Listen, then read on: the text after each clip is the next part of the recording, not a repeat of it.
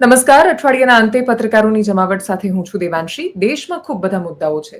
Operation સિંદૂર આમ તો સેના તરફથી કોઈ વિશેષ પ્રતિક્રિયાઓ કે પછી સૂચના ન આવતી હોવા છતાં ટીવી ચેનલોમાં મુખ્ય મુદ્દો વિષય એની આસપાસ છે. પ્રધાનમંત્રી નરેન્દ્ર મોદી પણ ગુજરાતની મુલાકાતે છે. અમદાવાદ, કચ્છ અને દાહોદથી માંડીને અલગ અલગ અલગ જગ્યાઓ પર રેલી, પ્રચાર, પ્રસાર, તૈયારીઓ ચાલી રહી છે. એ બધાની વચ્ચે શું આ મુદ્દો પોલિટિકલી ભારતીય જનતા પાર્ટીને એટલો મદદ કરી શકશે જેટલું જે તે સમયે પુલવામા કે ઉરી પછી સર્જિકલ સ્ટ્રાઇક અને એર સ્ટ્રાઇક પછી ભારતીય જનતા પાર્ટીને એનાથી મદદ થતી દેખાઈ. કોંગ્રેસ આ મુદ્દાને અને રાજનીતિને કઈ રીતે લોકોની વચ્ચે લઈ જશે ખૂબ વિસ્તારથી સમજવા માટે આપ સ્ક્રીન પર જોઈ રહ્યા છો पॉलिटिक्सના कंसल्टिंग एडिटर आदेश रावल ने। आदेश जी, आपका बहुत स्वागत है। Thank you Divanshi. मैं कांग्रेस राहुल गांधी ऑपरेशन सिंदूर की राजनीतिक क्या प्रतिक्रियाएं आप देख रहे हैं, उससे पहले मैंने आपका ट्वीट देखा और आपकी जो आपने जिस तरीके से उसको बयां किया है, मुझे थोड़ा विस्तार से आपसे ये समझना है कि आपको ऐसा क्यों लगता है कि एस जयशंकर आने वाले समय में मोदी कैबिनेट का हिस्सा नहीं रहेंगे। नहीं, देखिए दिवांशी जी, जिस तरीके से प्रधानमंत्री मोदी काम करते हैं, जो उनका काम करने का तरीका है, मुझे अच्छे से याद है कि जब जयशंकर को बनाया गया था तो ये कहा गया था कि चाइना से इनके बहुत अच्छे संबंध हैं, तो उस हिसाब से हमारी जो ज़मीन को लेकर जो झगड़ा चल रहा है, जिसमें डीजीएमओस की बैठक होती है, तो उसमें बहुत काम आएँगी।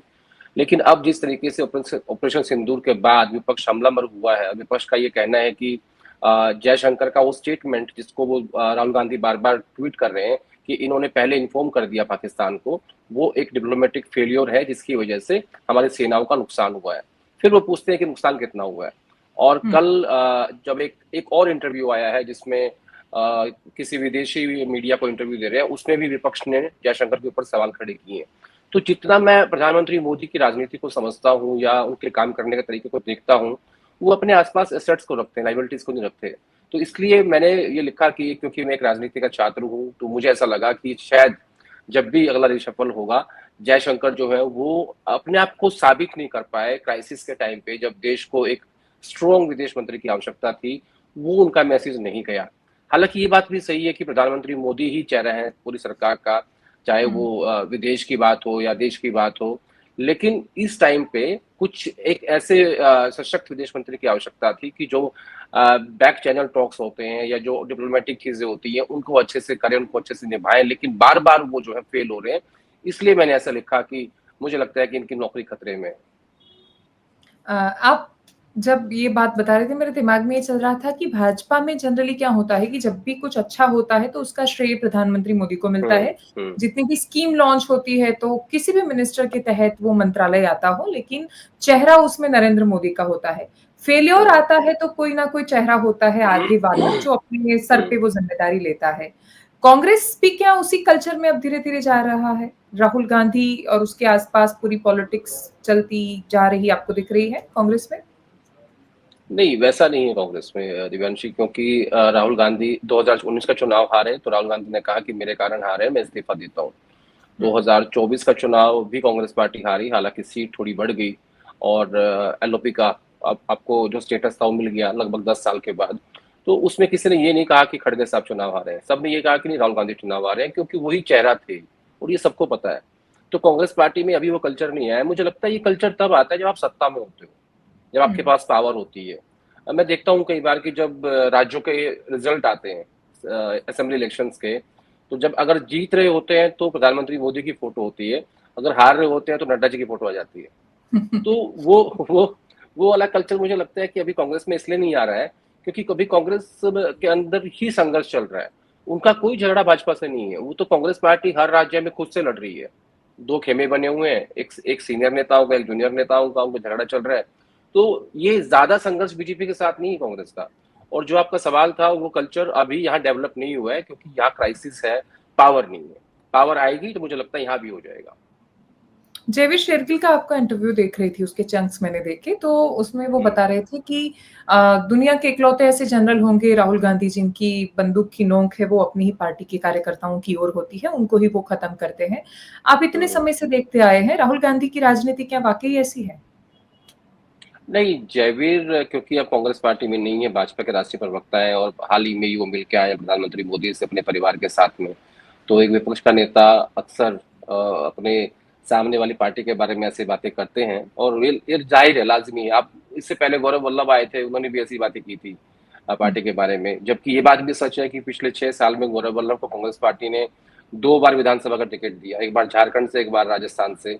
आप आपसे सटा हुआ गुजरात से, उदयपुर से वो चुनाव लड़े थे। तो ये जब भी विपक्षी पार्टियों में नेता होते हैं तो अक्सर ऐसी बातें करते हैं, और मुझे ऐसा लगता है कि बीजेपी की लीडरशिप को शायद ये बातें अच्छी लगती हैं। फिर उसके बाद जो भी नेता आता है वो बढ़ चढ़ के ऐसे बयान देता है। अब आपका जो सवाल था कि क्या राहुल गांधी की राजनीति ऐसी है, मुझे ऐसा पूरा नहीं लगता, क्योंकि राहुल गांधी की राजनीति जो है वो फिलहाल इशू बेस्ड है। आजकल जो वो राजनीति कर रहे हैं एससी एसटी ओबीसी की, जाति जनगणना की, इससे पहले वो अडानी पे फोकस थे, 19 में वो राफेल पे फोकस थे। तो ये बात सही है कि पार्टी के अंदर, किसी भी पार्टी में या किसी भी संस्थान में या किसी भी घर में सब कुछ तो बेहतर नहीं होता, कुछ कुछ खामियां जरूर होती हैं। और अगर सब कुछ बेहतर होता तो मुझे लगता है सत्ता इनके पास होती। खामियां हैं तो विपक्ष में बैठे हुए हैं। और अब इन्होंने एक और प्रोजेक्ट लॉन्च किया है जिसमें, जो आप ही के राज्य से जिसकी शुरुआत हो रही है, डीसीसी का, जिला अध्यक्ष को एम्पावर करना है।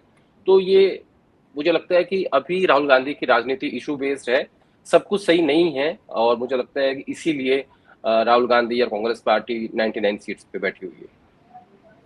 लोगों के रिएक्शन को आप कैसे देखते हैं जब प्रधानमंत्री मोदी इतना क्लीशे और ऐसा डायलॉग बोलते हैं कि रक्त नहीं मेरे उबलता हुआ सिंदूर बह रहा है, और उनके जो भक्त हैं वो भी उतना डिफेंड नहीं कर पाते कि ऐसे डायलॉग्स की ऑपरेशन सिंदूर के बाद क्या जरूरत थी। लेकिन जब राहुल गांधी सवाल उठाते हैं तो उनके ऊपर एक ये तमगा लगाने की कोशिश होती है कि भाई ये देशद्रोही है और सालों से ऐसी पॉलिटिक्स करते आए हैं, देश के साथ खड़े नहीं होते। जो दोनों ओर से कम्युनिकेशन हो रहा है, आपको क्या लगता है कि इस बार क्या कांग्रेस बेहतर तरीके से कम्युनिकेट कर पाई है? पुलवामा और उरी के बाद उन्होंने जो कम्युनिकेट किया था उससे बेहतर? देखिए, पुलवामा और उरी के वक्त ना देश में राष्ट्रवाद और धर्म की राजनीति बहुत हावी थी। और 2019 की मैं बात कर रहा हूँ, तब आपने देखा कि जिस तरीके से बालाकोट में हमारी सेनाओं ने स्ट्राइक की, और उसके अगले ही दिन प्रधानमंत्री जी ने जो है वो राजस्थान की एक जगह से भाषण दिया था, और जो हमारे शहीद हुए थे उनकी उनकी फोटो पीछे लगी हुई थी। उसके बाद बीजेपी की 303 सीट आती हैं। तो मुझे ऐसा लगता है कि बीजेपी को बालाकोट स्ट्राइक का राजनीतिक रूप से फायदा हुआ, वो सबके सामने है।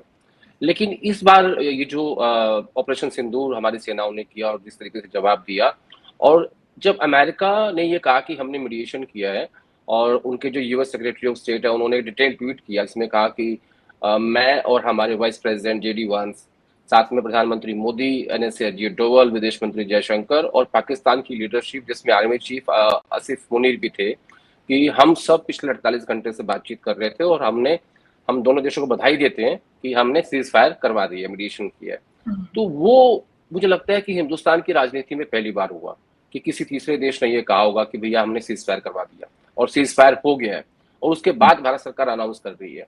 तो मुझे लगता है कि इस चीज से बीजेपी राजनीतिक रूप से बैकफुट पे आई है। पहली बार उनको इसका फायदा नहीं हुआ, अदरवाइज बीजेपी को राष्ट्रवाद का बहुत फायदा होता है। और इसीलिए कांग्रेस पार्टी ने स्टार्टिंग में कांग्रेस वर्किंग कमेटी की बैठक बुलाई और प्रस्ताव पारित कर दिए कि नहीं, आपको देश हित में बात करनी है, आपको कोई भी ऐसा स्टेटमेंट नहीं देना है जो पार्टी के खिलाफ जाए। तो ये इस बात को समझ रहे थे, लेकिन प्रधानमंत्री मोदी से लोगों की इतनी ज्यादा उम्मीदें हैं कि उनको लगता है कि पाकिस्तान को ठोक देंगे, पीएके को इधर ले आएंगे और उनके आसिफ मुनीर को लगाएंगे हथकड़ी, जेल में डाल देंगे। ये लोगों की उम्मीदें हैं प्रधानमंत्री से। उनको लगता है कि नहीं, ये दीवार के अमिताभ बच्चन है और सबको पटक के मारेंगे। लेकिन इस बार वैसा नहीं हुआ। तो लोगों की एक्सपेक्टेशंस जो है ना, वो उनपे वो खरा नहीं उतर पाए। इसीलिए ये जो भी तिरंगा यात्रा चल रही है, सिंदूर जो रगों में दौड़ रहा है, ठीक है ना, खून लाल हो रहा है, जो भी चीजें हैं ये सब इसीलिए हो रही है कि ताकि आप उस डैमेज को कंट्रोल कर सकें। लेकिन अगर अमेरिका ने इंटरवीन नहीं किया होता और बार बार ट्रंप ने ये बात नहीं कही होती, और मैं ये कहूंगा कि कांग्रेस पार्टी ने पहली बार सोशल मीडिया का बेहतर इस्तेमाल किया है पिछले कुछ सालों में। और जो एक वो ट्रेंड चला था, आपको याद होगा, आयरन लेडीज आयरन मैन, वो जमीन तक पहुंचा है इस बार, पहली बार मुझे लग रहा है। और दूसरा महत्वपूर्ण बात यह है कि जो इस बार उनको बुली कर रहे थे, अर्नब गोस्वामी, अमित मालवीय, उनके ऊपर इन्होंने केस कर दिया। और कर्नाटक पुलिस अर्नब के स्टूडियो तक पहुंच गई और वो रो रहा है, चिल्ला रहा है कि नहीं मेरे यहाँ पे पुलिस आ गई है। तो तो इस बार आक्रामक तरीके से कांग्रेस पार्टी काम कर रही है और ये मैंने चेंज देखा है और बहुत टाइम के बाद देखा है।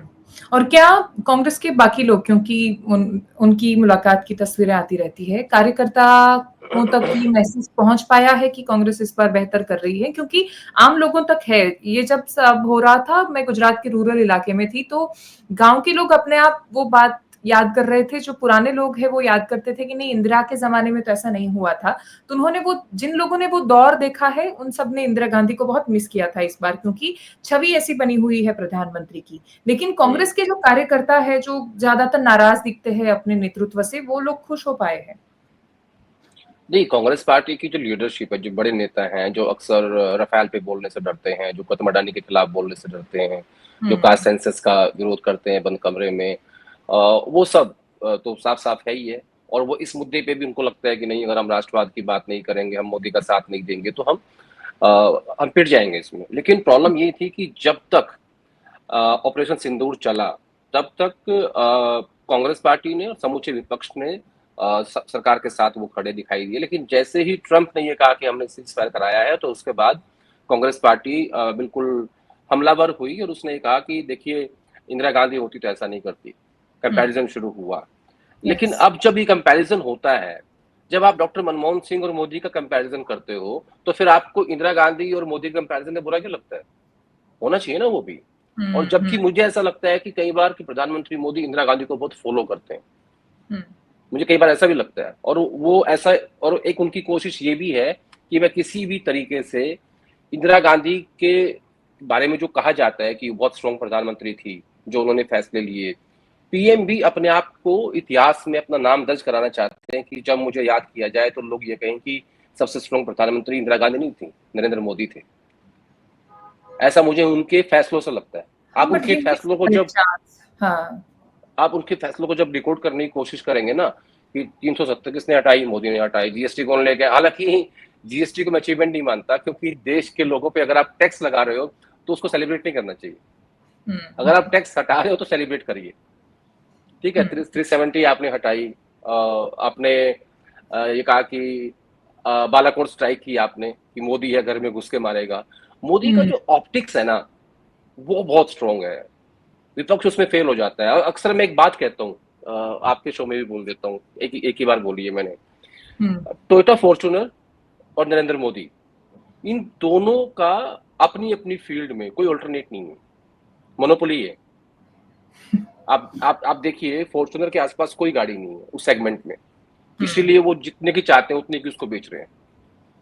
मोदी के आसपास भी कोई नेता नहीं है, इसीलिए वो थर्ड टाइम चुन के आए हैं। और इस देश में, आज सुबह मेरे पास एक फोन आया जयपुर से, एक मेरे दोस्त हैं सुशील जी, उन्होंने कहा कि इस देश में सभी पार्टियों में लीडरशिप की कमी हो गई है। आने वाले टाइम में जब आप ये देखोगे कि कहाँ हमारे पास बेहतर गृह मंत्री, बेहतर विदेश मंत्री, बेहतर रक्षा मंत्री, बेहतर शिक्षा मंत्री, जब आप झांक के देखेंगे सभी पार्टीज में नहीं है, नजर नहीं आएगा आपको। तो ये बहुत सारी चीजें हैं जो मुझे लगता है कि जो भी लोग राजनीति में हैं या जो भी पार्टी है, उनको चिंतन करना चाहिए कि पढ़े लिखे लोगों को आगे बढ़ाएं, ग्रूम करें। बीजेपी में क्या हो रहा है पिछले 11 साल से? वो लीडर्स को नहीं, लीडर्स को निपटाया जा रहा है।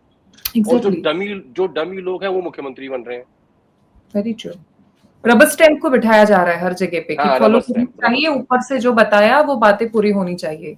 बस। पर प्रधानमंत्री इस बार इतने वीक या फिर अपने रास्ते से भटके हुए दिखे आपको? क्योंकि पहले जब भी कुछ भी हुआ, पुलवामा हुआ या बालाकोट, तो बहुत स्ट्रॉन्ग छवि उभर कर सामने आई। इस बार तो उनके कार्यकर्ताओं को भी डिफेंड करने के लिए बहुत प्रयास करने पड़ रहे हैं। उसका कारण ये है दिव्यांशी जी, क्योंकि जैसे मैंने पहले बताया कि प्रधानमंत्री से लोगों की उम्मीद बहुत ज्यादा है। इतनी उम्मीदों का जो वो भार है ना, वो इतना हाई है ना, जो उन्होंने खुद ही क्रिएट कर रखा है कि मोदी जो है ना वो लाल आग करेगा, घर में घुस के मारेगा, आसिफ मुनीर को हथकड़ी लगाएगा और लाके यहाँ दिल्ली तिहाड़ जेल में पटक देगा। ये उनकी छवि है। एक सुपरमैन की छवि है उनकी जनता के बीच में, और खास तौर पे उनके अपने काडर के बीच में, कि मोदी जो है ना कुछ भी कर सकते हैं। ट्रंप उनका दोस्त है, ओबामा को वो वो भी उनका दोस्त फर्स्ट है। नेम से मतलब बराक कह हाँ, के सबको बुलाते हैं। बराक कह के बुलाते हैं। तो हुँ। वो जो उम्मीदें हैं वो इतनी ज़्यादा हैं कि उस पे शायद अमेरिका ने इस बार पानी फेर दिया। अगर हाँ, क्योंकि हम ही वहाँ पे डोनाल्ड ट्रम्प है, वो भी बड़बोले हैं, वो भी बोलते रहते हैं और वो यूएस मैं मैं प्रेसिडेंट है। मैं दिव्यांशी से इस बात को ही कहूँगा कि कम से कम हिंदुस्तान का लोकतंत्र भले ही हमारी डेमोक्रेसी थोड़ी नई है अमेरिका से, लेकिन हमारे लोग समझदार हैं कि हमारे यहाँ लोग उद्योगपतियों को देश का प्रधानमंत्री नहीं चुनते हैं। और एग्ज़ैक्टली। अमेरिका इतनी पुरानी डेमोक्रेसी है कि उन्होंने हुँ। एक व्यापारी को अपना प्रेसिडेंट चुन लिया, जिसका खामियाजा हाँ। वो भुगत रहे हैं। वेरी ट्रू, क्योंकि वो हर चीज़ को व्यापार के नज़रिए से देख रहे हैं, हर हाँ, चीज़ में उसके वो उनके ट्रेड लेकर आते हैं। हाँ, 3 चीज़ें हैं, ट्रेड, डील एंड टैरिफ। हाँ, बस। इसके अलावा उनके सेकंड कार्यकाल में मैंने चौथा शब्द नहीं सुना। हमेशा कहते हैं डील हो गया, deal deal deal, tariff and hmm, trade. Hmm. और कुछ नहीं है यूएस प्रेसिडेंट के पास बताने के लिए। तो वेरी कम से ट्रू। कम मैं ये कहूँगा कि हमारे देश के लोग इतने समझदार हैं कि वो मुकेश अंबानी को या अडानी को ये नहीं देश का पीएम नहीं बनाएँगे कभी। एग्ज़ैक्टली। आखिरी सवाल आतिश जी, शशि थरूर के जी, बारे में आप क्या सोचते हैं? विदेश मंत्री जी का अगर जैसे आपने बताया, आपने तो चुनाव में रिज़ल्ट के बारे में भी बहुत सही आकलन किया था न्यूज़ 18 में, मुझे याद है। तो अगर ऐसा कुछ होता है इंडिया टीवी पे। हाँ, इंडिया टीवी पे, यस। हुँ, तो हुँ। कैबिनेट रीशफ़ल जैसा कुछ होता है, तो आपको क्या लगता है शशि थरूर का चांस कितना है भारतीय जनता पार्टी में जाने का? उसके लिए मुझे लगता है कि पहले कांग्रेस पार्टी को उन्हें एक्सपेल करना पड़ेगा, तब वो सांसद रहेंगे और तब उनका मैं टेक्निकल रीज़न की बात कर रहा हूँ। हुँ, हुँ, हुँ। दूसरा, शशि थरूर एक बेहतर विकल्प है विदेश मंत्री के, वो एक एसेट है इस देश के, इसमें कोई शक नहीं है। मैं आपने थरूर की बात की तो मैं आपको ले चलता हूँ फरवरी में। फरवरी में उनकी मुलाकात हुई थी राहुल गांधी के साथ में, उसके बाद फिर उन्होंने कहा कि मुझे स्टेट में रोल चाहिए। अभी तक थरूर साहब की जो छवि थी वो थी राष्ट्रीय और अंतर्राष्ट्रीय नेताओं की। वो इंडिया रिप्रेजेंट करते थे और नेशनल इश्यूज पे बात करते हैं और उनकी फैन फॉलोइंग हर वर्ग में, आपको ही पता है। हो सकता है कि यस। आपके भी फेवरेट हो। तो तो उन्होंने ये कहा कि मुझे केरल में काम चाहिए और मुझे वहाँ पे फेस बनाइए आप। अब केरल में प्रॉब्लम ये है कि रमेश चन्नीथला, वीडी सतीशन और ओमन चांडी और अब केसी वेणुगोपाल, प्रियंका गांधी, ये सब अब हुँ, केरल से हैं। और केसी वेणुगोपाल सबसे पावरफुल आदमी है इस टाइम पे जो पार्टी को चला रहे हैं। मैं इसको ऐसे भी देखता हूँ। हुँ। आप ये मान लगा लीजिए कि डिफेक्टो कांग्रेस प्रेसिडेंट वही है, सारे महत्वपूर्ण फैसले वही करते हैं। अब थरूर साहब जो चाहते हैं वो संभव नहीं है। तो कुछ दिन पहले जब केरल में अडानी साहब थे, प्रधानमंत्री थे, केरल के मुख्यमंत्री थे और वहाँ पे थरूर भी थे। वहाँ भी प्रधानमंत्री मोदी ने संकेत दिया था कि आज कुछ लोगों के पेट में दर्द होने वाला है कि मंच पे कई लोग हम लोग इकट्ठा बैठे हुए हैं। और अब जब ये आया कि ऑपरेशन सिंदूर के बारे में या पाकिस्तान, माफ कीजिएगा, पाकिस्तान ने जो हरकत की है उसके बारे में हम पूरे वर्ल्ड को बताएंगे, तो कांग्रेस पार्टी, आपको एक और उदाहरण देता हूँ। जब कुलभूषण जाधव का मामला हुआ था, सुषमा जी हुँ, विदेश मंत्री थी, तो यस। उनको इंटरनेशनल कोर्ट में इनका केस रखने के लिए उन्होंने थरूर साहब को फोन किया कि आप इसकी ड्राफ्टिंग करिए हमारे लिए। देश का हुँ, मामला था, थरूर साहब गए, ड्राफ्टिंग हुई। अब अगर सरकार को आवश्यकता थी, उनको राजनीति नहीं करनी थी, तो कांग्रेस पार्टी को बोलते कि थरूर साहब को हमने सेलेक्ट कर लिया है और आप 3 नाम हमें और दे दो। हुँ, ये इसका एक हुँ। बेहतर तरीका हो सकता था। ट्रू। लेकिन क्योंकि वो जानते हैं कि थरूर साहब जो है वो कांग्रेस पार्टी की दहलीज पे खड़े हुए हैं, वो कभी भी उसको पार कर जाएंगे। तो इसीलिए उनको मुझे लगता है कि पैम्पर कर रहे हैं अभी। और केरल चुनाव क्योंकि अगले साल है, तो आने वाले दिनों में आपको बहुत सारी चीजें देखने को मिलेंगी हुँ, इनको इनसे रिलेटेड, ऐसा मुझे लगता है। हुँ, मतलब हुँ, अभी पिक्चर शुरू हुई है। हुँ, हुँ। अभी तो आप सिर्फ ट्रेलर देख रहे हो। तो मुझे ऐसा लगता है कि आने वाले टाइम में कुछ क्लैरिटी इसमें आएगी। Okay, okay. Thank you so much, Adesh ji, for joining us. Thank you. Thank you Divanshu.